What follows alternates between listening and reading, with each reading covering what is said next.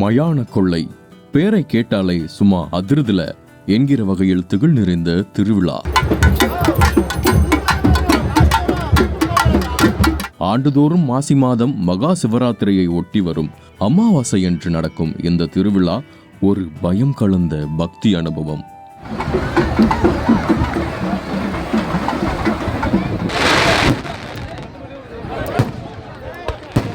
உடல் முழுவதும் சுடுகாட்டு சாம்பல், நீண்டு சிவந்து கழுத்து வரை தொங்கும் நாக்கு, உருட்டி மிரட்டும் விழிகள், ஒரு கையில் தீச்சட்டி, மறு கையில் பளபளக்கும் சூளம், எத்தனை பேர் தடுத்தாலும் திமிரு கொண்டு ஓடும் திமிர், இப்படி ஆங்காளியாக வேடமிட்டு வரும் காளியாடி.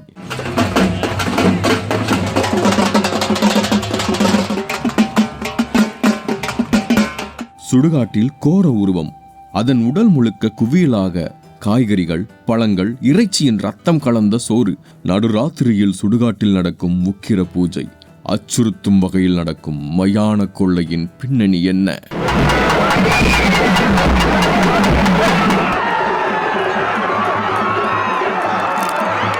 ஆரம்பத்தில் சிவனை போலவே பிரம்மாவுக்கும் 5 தலைகள் இருந்தன.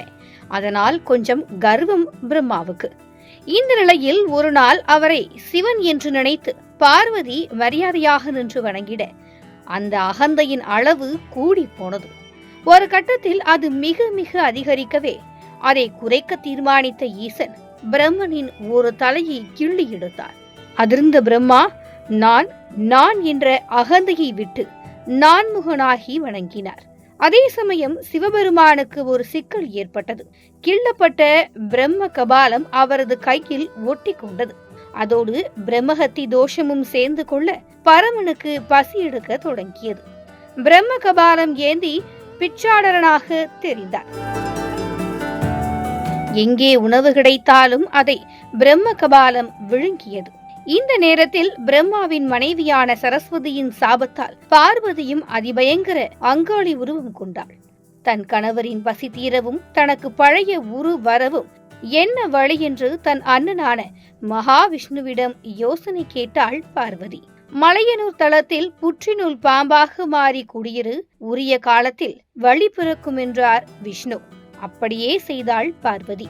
உலகமெங்கும் பசியோடு சுற்றி வந்த ஈசன் மலையனூர் வந்தார். புற்றருகே களைத்து படுத்தார்.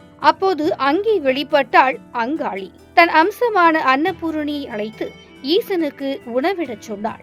அன்னபூரணி அளித்த ருசியான உணவை பிரம்ம கபாலம் விழுங்கியது.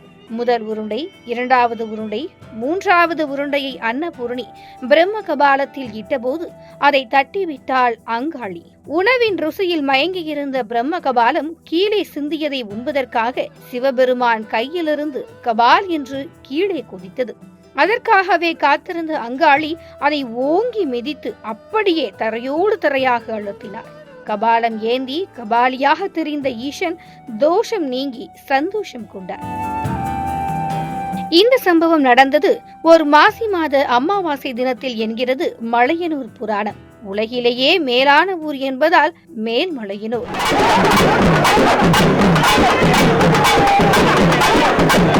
இன்னொரு புராணத்தின்படி சிவபார்வதி திருமணம் முடிந்த பிறகு அதை நடத்தி வைத்த பிரம்மனுக்கு தட்சணை கொடுத்தார் சிவபெருமான். அப்போது தன் 5 தலைகளுக்கும் தட்சணை கேட்ட பிரம்மா தன் 5வது தலை இருக்கும் திசை எதுவென்று கண்டுபிடிக்கும்படி சிவனிடம் கேட்டார். சிவன் சிறிதே யோசிக்க கேலி செய்தார் பிரம்மா. அதனால் கோபம் கொண்ட சிவன் பிரம்மாவின் 5வது தலையை கொய்தார். அப்போதுதான் பிரம்ம கபாலம் சிவனின் கையில் ஒட்டி கொண்டது என்கிறது இந்த புராண கதை. அதோடு பூமியில் புதையுண்ட போது பிரம்ம கபாலம் ஆண்டுக்கு ஒருமுறை தனக்கு அன்ன கொள்ளையிட வேண்டும் என கேட்டதாம். அதனால் வந்ததே மயான கொள்ளை என்றும் சொல்கிறது புராணம். புராண கதைகளோடு மயான கொள்ளையின் பின்னால் பக்தர்களின் நம்பிக்கையும் பக்தியும் வெகு ஆழமாக பதிந்திருக்கிறது. பூஜையின் ஒரு அம்சமாக சோறும் உணவுப் பொருட்களும் வாரி இறைக்கப்படும் போது பெண்கள் மனமுருக அங்காளம்மனை வேண்டியபடி தங்கள் முந்தானையை விரித்து பிடிக்கிறார்கள். சூறையிடப்படும் பொருளில் எது வந்து தங்கள் மடியில் விழுந்தாலும் அதை பாக்கியமாக நினைக்கிறார்கள். திருமணம் நடப்பது, கல்யாணம் கைகூடுவது, குழந்தை பேறு என்று எல்லாமும் கைகூடும் என நம்புகிறார்கள். சாம்பலும் மண்ணும் கலந்த அங்காளி உருவில் இருந்து கொஞ்சத்தை பிரசாதமாக எடுத்து போகிறார்கள்.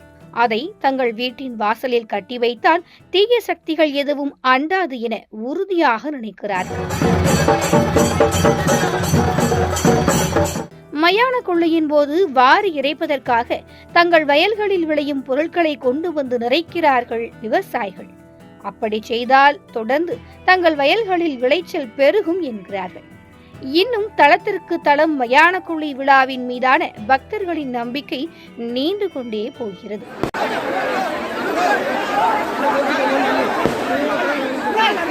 பயம் மட்டுமல்ல, பக்தியும் கலந்ததுதான் மயான கொள்ளை. அது உணர்த்தும் விஷயம் ஒன்றுதான். அன்புதான் கோபமாகவும் மாறுகிறது. அதுவே குளிர்ந்து தாய்மையாகவும் ஆகிறது. வளமான வாழ்வுக்கு வரமாகவும் அமைகிறது. ஓம் சக்தி பராசக்தி. ஓம் சக்தி அங்காளி. ஓம் சக்தி.